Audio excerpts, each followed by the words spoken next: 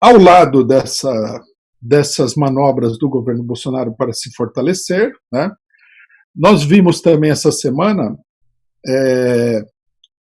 a intensificação, o recrudescimento de uma outra manobra que faz parte da crise política desde o seu começo, desde o golpe contra Dilma Rousseff, né, que é a tentativa da burguesia de criar uma alternativa pseudo-esquerdista, pseudo-progressista, pseudo-democrática, né, ao bloco dominante dentro da situação política.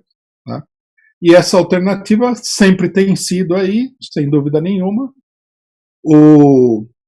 encabeçada pelo PDT do Ciro Gomes, com a participação mais ou menos sólida, mas parece que está se solidificando, do PSB, do PV e da Rede. Todos eles partidos que são partidos burgueses, partidos inclusive da oligarquia estadual de alguns lugares, né, o que é pior ainda do que ser um partido burguês, e que estão procurando, né, se apresentar diante da população como uma alternativa progressista, esquerdista e tudo mais. Né? O êxito dessa iniciativa não é extremamente grande. Né? A gente deve medir o êxito dessa iniciativa nem tanto pelos votos que esse setor tem. Né? O Ciro Gomes, na eleição passada, teve cerca de 10 milhões de votos, mas nós sabemos que uma parte expressiva desses votos aí, eles são um voto oligárquico, quer dizer, dominado em currais eleitorais, principalmente em estados como Ceará e tudo mais. Então, não é o voto o critério fundamental, mas a medida em que esses partidos, esse bloco partidário pseudo-esquerdista, ele consegue criar para si uma base, né, dentro da pequena burguesia. Né. O PDT do Ciro Gomes tem se esforçado muito, trabalhado muito, e tem criado uma pequena base dentro da pequena burguesia, com um discurso de tipo nacionalista, que é totalmente artificial, que não corresponde a nenhuma realidade, né? Mas tem conseguido fazer isso daí minimamente, né? Usando o nome do PDT, usando a história do PDT, Leonel Brizola, com a qual o Ciro Gomes não tem nada em comum. O Ciro Gomes sempre foi uma pessoa de partidos abertamente pró-imperialistas, né? Não tem nada a ver com nacionalismo, mas, né, toda essa manobra política tem um pequeno efeito, né? Mas pode vir a ter um efeito ainda maior dependendo do desenvolvimento da situação. O que é importante deixar estabelecido aqui é que essa manobra não é inocente, né? Ela não é honesta, não é que as pessoas que estão aí acreditam mesmo que eles têm uma alternativa para o país. Muito pelo contrário, essa alternativa é uma alternativa pactuada, discutida e organizada junto com os outros setores da burguesia que derrubaram o governo do PT e que elegeram o Bolsonaro. Esse bloco, inclusive, foi responsável pela eleição do Bolsonaro. Né? É uma manobra que a própria burguesia cria como alternativa. Se o Bolsonaro não consegue se reeleger, se o centrão tradicional, PSDB, DEM, não conseguem apresentar uma candidatura sólida na eleição de 2022, ou, digamos assim, não conseguem um resultado político agora em 2020 também, então sobra, né, a alternativa Ciro Gomes e bloco pseudo-esquerdista.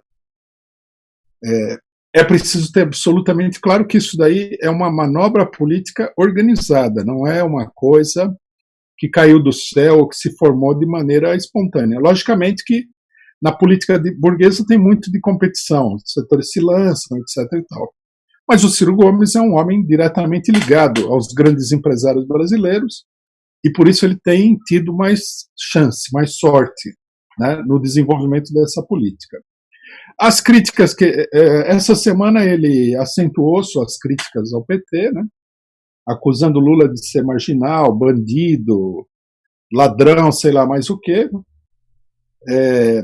atacando o PT, mas é importante dizer que o ataque não é ao PT de conjunto, isso ficou muito claro.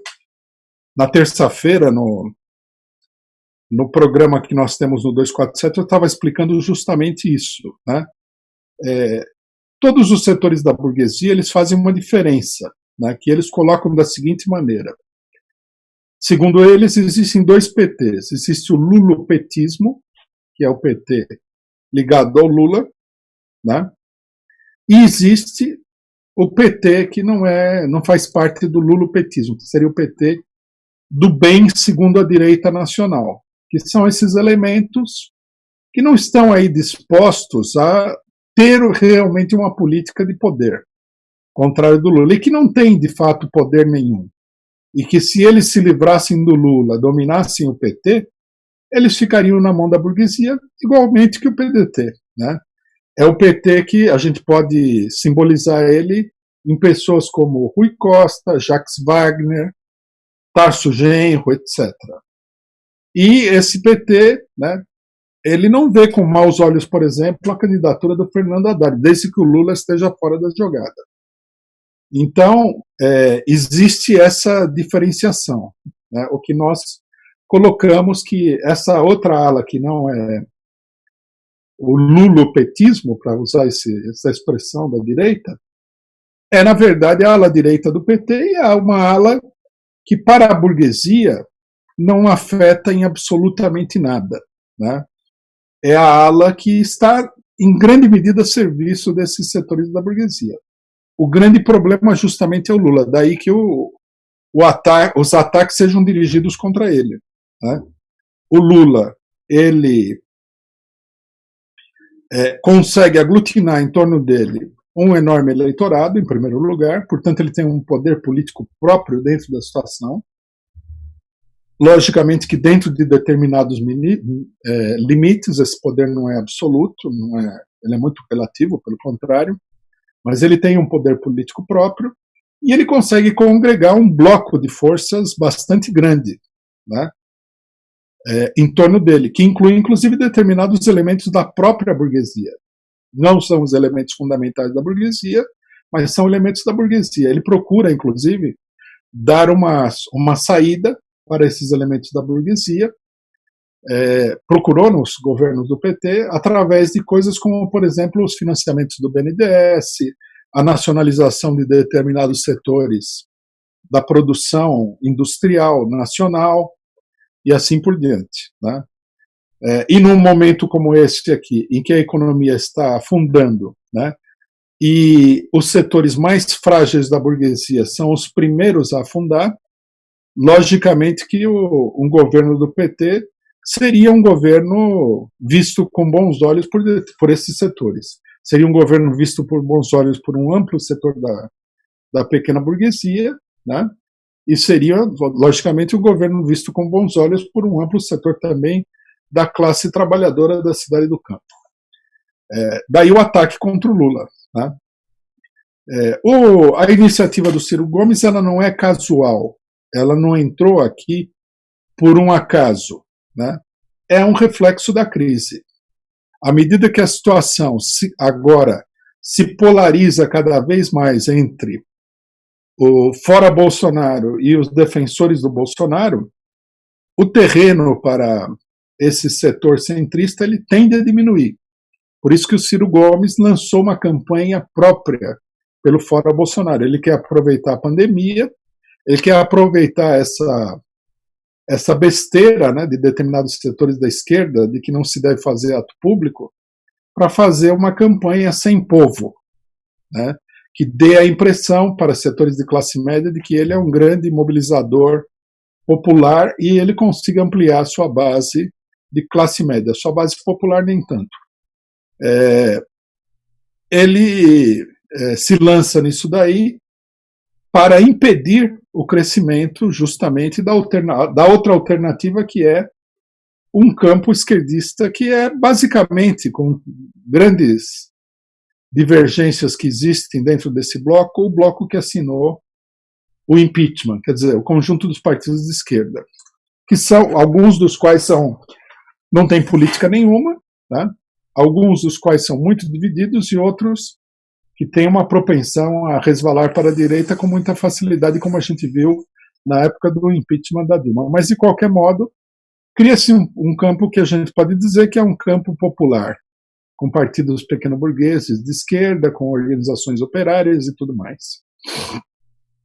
Então, a iniciativa do Ciro Gomes, ela justamente indica, é um índice de que a polarização vai levar a um crescimento desse campo popular e é preciso criar uma alternativa. Me parece que essa alternativa é muito difícil de se estabelecer se efetivamente, né, esse campo popular levar adiante uma iniciativa de mobilização da população.